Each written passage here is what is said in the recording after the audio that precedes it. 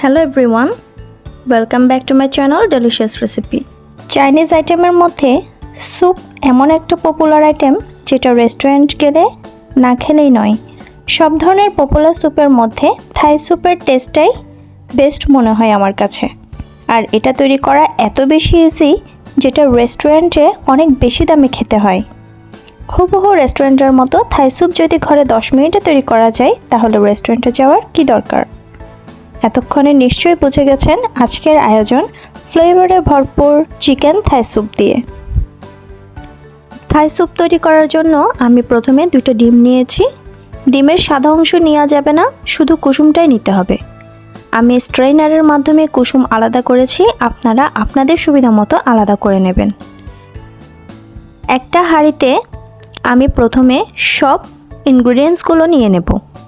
প্রথমে ডিমের কুসুম দিয়েছি, এখন দেব চিকেন 1/3 কাপ। এখানে আমি চিকেনের ব্রেস্ট পিস ইউজ করেছি এবং চিকেনগুলো খুব ছোট ছোট করে কিউব করে নিয়েছি। এরপর দিয়ে দিলাম 4-5টা চিংড়ি। আমি এখানে মিডিয়াম সাইজের চিংড়ি ইউজ করেছি আর চিংড়ির লেজ সহ নিয়েছি দেখার সৌন্দর্যের জন্য। আপনারা চাইলে যে কোনো সাইজের চিংড়ি ব্যবহার করতে পারবেন, চাইলে লেজ ফেলেও দিতে পারবেন। থাই স্যুপের অরিজিনাল অথেন্টিক ফ্লেভারের জন্য 2টা উপকরণ অবশ্যই দিতে হবে, তার মধ্যে একটা হচ্ছে আদা 4-5 টুকরা স্লাইস করে দিয়েছি। এরপর দিয়ে দেব 1 টেবিল চামচ সয়া সস। আমি এখানে লাইট সয়া সস ব্যবহার করেছি। 1 টেবিল চামচ দিয়েছি টমেটো সস, 1 টেবিল চামচ দিয়ে দিলাম chilli sauce. Black pepper use করেছি 1/2 চা চামচ। এখানে কালো গোলমরিচটাই দেওয়ার চেষ্টা করবেন, সাদাটা না। আরও দিয়ে দেব 1/2 চা চামচ আদা কুচি এবং 1/2 চা চামচ রসুন কুচি। 1 মুঠো দিয়ে দেব থাই পাতা অথবা লেমন গ্রাস।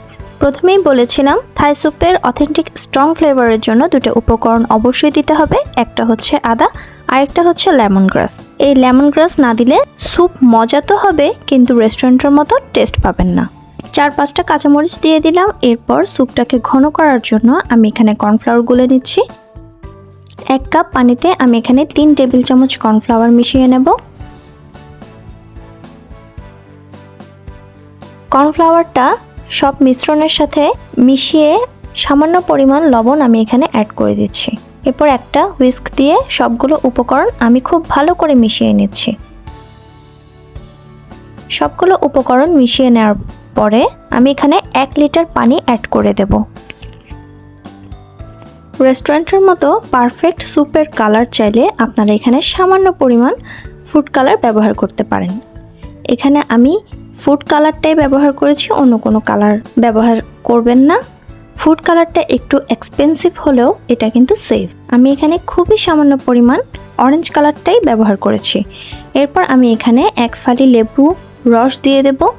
আপনারা চাইলে খুবই সামান্য পরিমাণ ভিনেগার ব্যবহার করতে পারেন। সবগুলো উপকরণ আবারও একটু মিশিয়ে নিয়ে এবার চুলায় বসিয়ে দেব। প্যানটাকে এখন আমি চুলায় বসিয়ে দিলাম। শুরু থেকে শেষ পর্যন্ত স্যুপ মিডিয়াম আঁচে রান্না করতে হবে। হাই হিটে দিলে স্যুপের টেস্ট নষ্ট হয়ে যাবে।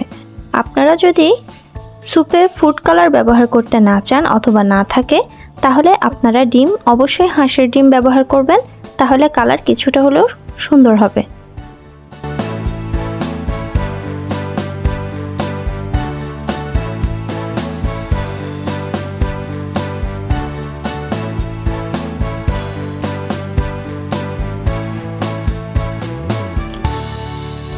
স্যুপ আস্তে আস্তে ঘন হয়ে আসবে এবং অনবরত একটু পরপর স্যুপ এভাবে নেড়েচেড়ে দিতে হবে। যেহেতু এখানে কর্নফ্লাওয়ার ব্যবহার করেছি, একটু পরপর নেড়ে দিতে হবে, না হলে কর্নফ্লাওয়ারটা জমাট বেঁধে যাবে, তখন কিন্তু খেতে ভালো লাগবে না। সম্পূর্ণ স্যুপটা রান্না করতে 5 থেকে 7 মিনিটের বেশি সময় লাগে না। স্যুপের ঘনত্ব যদি আপনাদের কম মনে হয়, যদি স্যুপ বেশি পাতলা মনে হয়, তখন আপনারা আরও 1 থেকে 2 চামচ কর্নফ্লাওয়ার গুলে দিতে পারবেন, অথবা যদি বেশি ঘন হয়ে যায় তখন আপনারা এক্সট্রা পানি অ্যাড করবেন। এভাবে করে আপনারা যতটুকু স্যুপের থিকনেস পছন্দ করেন ওই অনুযায়ী বাড়িয়ে কমিয়ে নেবেন। এখানে আমি 1 চা চামচ চিনি ব্যবহার করেছি, এতে টেস্টটা ব্যালেন্স হয়। এই পর্যায়ে লবণটা চেক করে নেবেন। আপনাদের লবণ যদি কম মনে হয় তাহলে এই পর্যায়ে দিয়ে দিতে পারবেন। তারপর অনবরত নেড়ে নেড়ে স্যুপটা রান্না করে নেব। আস্তে আস্তে ঘন হয়ে আসবে। একটু পাতলা ঘনত্বে রেখে চুলা থেকে নামিয়ে নিতে হবে। ঠান্ডা হলে এটা আরও বেশি ঘন হয়ে যাবে। 4-5টা কাঁচামরিচ দিয়ে ঢাকনা দিয়ে নামিয়ে নেব। এতে খুব সুন্দর কাঁচামরিচের একটা ফ্লেভার আসবে। ফুল প্রসেসটা রেডি করতে আমার 10 মিনিটের মতো সময় লেগেছে। 10 মিনিটে কত সুন্দর রেস্টুরেন্টের মতো থাই স্যুপ তৈরি করে ফেললাম। স্যুপের থিকনেসটাও দেখুন একদম পারফেক্ট হয়েছে। থাই স্যুপ এভাবে রান্না করে ওয়ান্থন অথবা চিকেন ফ্রাইয়ের সাথে পরিবেশন করুন, খেতে অনেক বেশি ভালো লাগবে। এই স্যুপটা বাচ্চাদের জন্য অনেক বেশি হেলদি। স্যুপের রেসিপিটা যদি আপনাদের ভালো লাগে তাহলে অবশ্যই লাইক দিবেন ভিডিওতে, আর আপনাদের কেমন লেগেছে মতামত জানাতে ভুলবেন না কমেন্টের মাধ্যমে। পরবর্তীতে আমি চিকেন ফ্রাইয়ের রেসিপিটা আপনাদের সাথে শেয়ার করব।